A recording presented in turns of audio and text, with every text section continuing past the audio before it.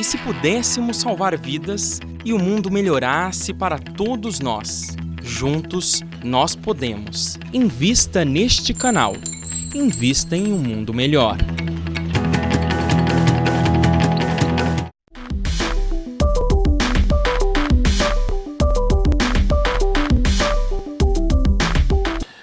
Novamente de volta, e estamos aqui falando sobre a visão sistêmica do ser humano no processo diagnóstico de psiquiatria. Já falamos da parte física e agora vamos falar do psicológico e do social, né? Se a gente for ver um diapositivo, que tem bastante informação, todos esses caras que estão vendo aí as fotos dele, foram aí os precursores da psicologia. Freud é o pai da psicologia, né? O Freud está para a psicologia assim como o Thomas Edison está para a iluminação, né? Hoje eu diria que eu não chamaria Thomas Edison para fazer o cálculo de luminotécnica da minha casa, porque ele botaria fogo na minha casa. Assim como também Freud foi os primórdios, mas ele é indispensável. Se você quer entender psicologia, tem que estudar Freud primeiro, não tem jeito, que é a tal da psicanálise.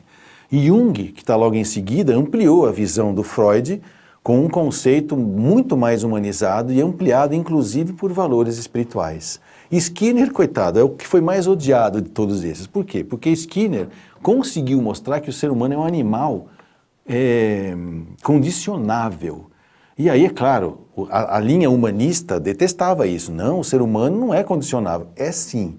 Tá? Você pode se condicionar ele o tempo todo. A propaganda e o marketing é o que mais usa os conceitos de Skinner. E Skinner demonstrou isso propondo um método de tratamento. Não era um método de ridicularizar o ser humano, tirando dele a sua alma. Mas ele dizia que, apesar de o ser humano ter uma alma, ele ainda é um animal domesticável. Maslow deu uma socialização mais para a linha da saúde mental, mostrando as necessidades que o ser humano tem desde o indivíduo, como vivendo também em sociedade. E o Assagioli, esse velhinho de barba aí, é um psiquiatra italiano, que eu me inspiro nele porque ele conseguiu fazer uma coisa que é importante: juntar todas as teorias e colocá-las funcionando de maneira pragmática, né? Que é a tal da psicossíntese, que parece exatamente o contrário da psicanálise.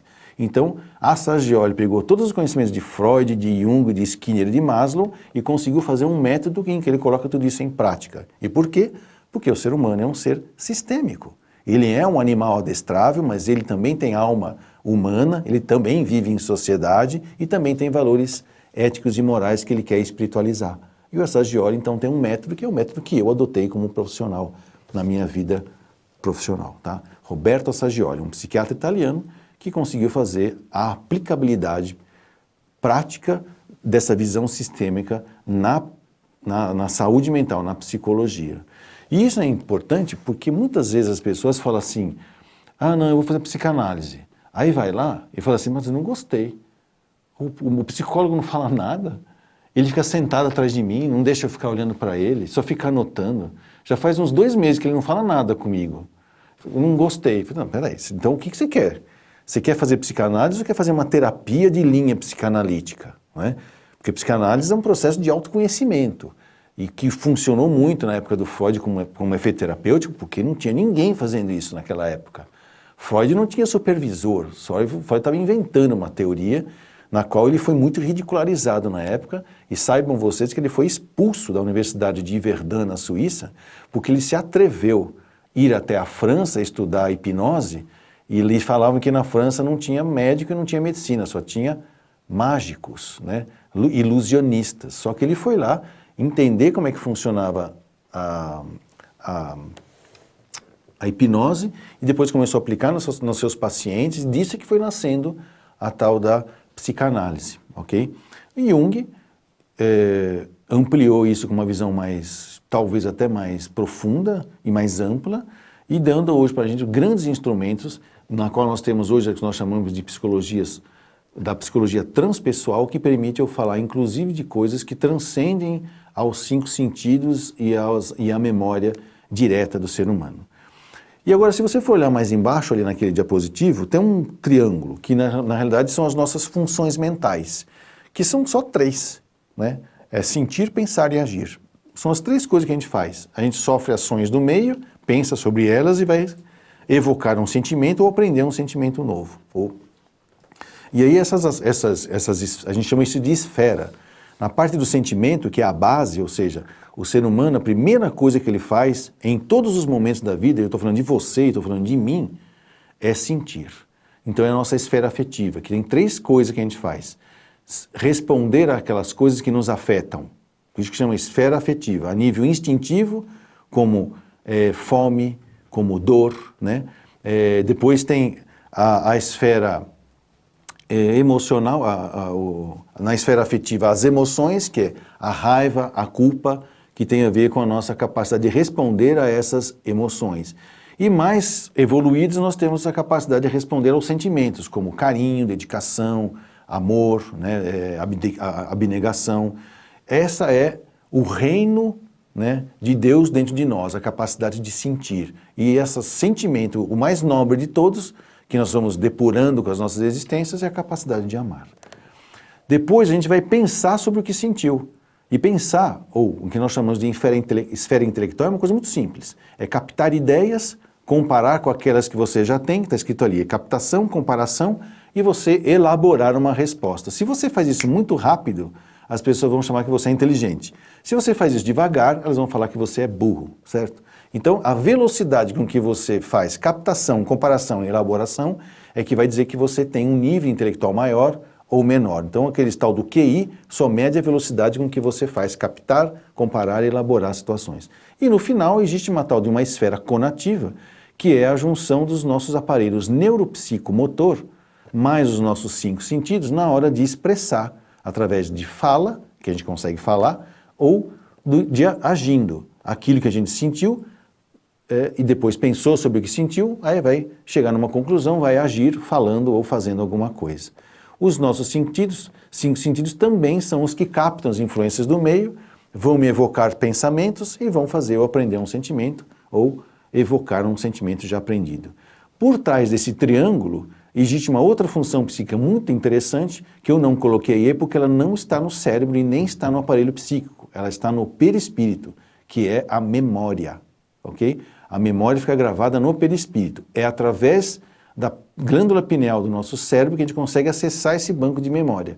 Se eu tenho alguma lesão no meu cérebro que não permite eu acessar a glândula pineal, eu não consigo acessar a memória. Então é quando a gente está perdendo a memória por alguma degeneração tecidual do cérebro, neurológica do cérebro. A mais conhecida que ficou famosa é a Alzheimer, mas tem a arteriosclerose, tem uma série de outras coisas que podem prejudicar a nossa memória. Essas são as funções mentais que foram estudadas por Freud, por Jung, por Skinner, por Maslow e também o Roberto Saggioli, que colocou isso tudo na prática.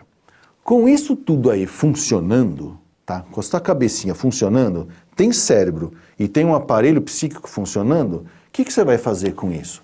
Se relacionar com outras pessoas. É quando então a gente vai começar a ver a nossa parte social. Vamos olhar ali o que é o social? É as relações humanas. Não adianta nada você ter um cérebro sadio e todo um aparelho psíquico funcionando de maneira equilibrada se você não tem com que trocar isso. Então o ser humano sadio cerebralmente e sadio mentalmente isolado vai adoecer, né? Então ele precisa ter trocas. Então a parte social é importante, são as relações humanas. Como nós estamos falando, as primeiras relações humanas que nós temos é com a família e principalmente a mãe. Freud estudou muito isso, inclusive Melanie Klein, uma discípula dele, né, que estudou muito a infância e percebeu que os primeiros momentos de contato do nenê com a mãe modela o caráter dessa criança por toda a vida. É muito interessante, tanto que aquele Woody Allen faz muitos filmes em função de fazer uma certa sátira da psicanálise, em função de ele ser descendente de judeu e existe uma maneira de falar sobre a Irish Mummy, né, que é a mãe judia, que é muito castradora, muito controladora, é um matriarcado muito grande dentro da cultura judaica. Então ele conta algumas histórias, por exemplo, do Seio Mal. Tem um filme lá que ele sonha com uma mama gigante correndo atrás dele, assim, como se fosse o seio mal. É só para a gente dar um exemplo. O que é um seio mal? É quando a mãe, por alguma desinformação, ela não dá de mamar de uma maneira em que a criança se sente segura. Ou a mãe é muito ansiosa e fica dando mamar para a criança o tempo todo e fica enfiando o bico da teta e a criança fica acelerada, ou então é aquela mãe que deixa, já está chorando há 1 hora, daqui a pouco eu vou lá ver. Tanto que quando ela resolve levar a teta lá para a criança mamar, a criança já está até desacorçoada, que ela já nem quer mais mamar mais, de tanto que ela está cansada de chorar. Isso ele chamou de seio mal, ou seja, que dá um mau efeito na formação do caráter da pessoa. Só para dar um exemplo, tá? Porque eu estudei 1 ano na Faculdade de Medicina e Desenvolvimento da Personalidade com uma professora, a doutora Amélia, de psicanálise, só para entender o que acontece com a cabecinha das pessoas desde os primeiros anos de idade. Depois disso, ela vai para a escola, que é onde ela vai começar a receber modelagens, que tem a ver com a cultura e as tradições do povo em que ela vive. Então ela vai aprender valores éticos e morais. E depois ela vai acabar escolhendo um trabalho, né, onde ela vai, dentro de algumas habilidades psicomotoras que ela tem, ela vai desenvolver gosto por algum tipo de trabalho. E aí a convivência humana é muito importante, aonde eu vou aprender a perceber as diferenças, vou aprender com as diferenças, respeitando as diferenças. Então eu vou ter consideração e vou aprender a fazer comunhão de valores, mesmo que esses valores não sejam os mesmos, né? É o tal do princípio, que está escrito ali, princípio da reciprocidade. O lado social é muito importante na nossa evolução espiritual, não só do ponto de vista de personalidade, mas também do ponto de vista espiritual. Se não houver trocas, não há crescimento. Se não houver diferenças, não há fluxo. Por isso que é importante a gente ter como valor ético e moral, que nós vamos ver agora nas próximas colocações, a possibilidade das pessoas que sabem mais, compreendem mais, ensinar aquelas que ainda não entendem tudo e não podem entender tudo ainda por questões da vida dela. Não é que ela está impedida, mas dentro do real tamanho, quem pode mais ajuda quem pode menos. E quem pode menos obedece a quem pode mais. Havendo esse respeito mútuo, é o que nós chamamos de princípio de reciprocidade, porque quem pode mais não vai abusar de quem pode menos, e quem pode menos não vai invejar quem pode mais, ou se achar no lugar, ou brigar com quem pode mais, como se fosse alguém. Se houver um respeito mútuo, existe uma cadeia de crescimento, né, onde há um fluxo do maior para o menor, que faz parte do processo evolutivo em qualquer lugar do universo. Portanto, isolamento não existe, tá? Não tem como você se isolar. Quanto mais sozinho você está, mais perto das pessoas você fica, porque a necessidade aumenta muito mais de troca, ok?